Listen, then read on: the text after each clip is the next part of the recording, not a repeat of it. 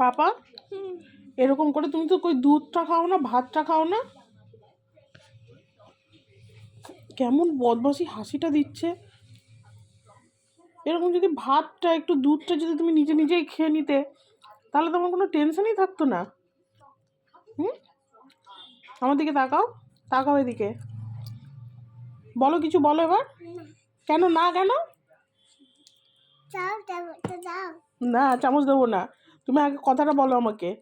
দুধ খাওয়ার সময় তখন খাবো না, পেটে ব্যথা, হ্যাঁ? ভাত খাওয়ার সময় আমার খেতে ভালো লাগছে না। আর এগুলো কি হচ্ছে? এগুলো দিয়ে কি হচ্ছে? এগুলো খেতে আর পেটে লাগছে না এখন? আচ্ছা ঠিক আছে, সন্দীপ কাকাই আসুক, বলবো আমি। ঠিক আছে?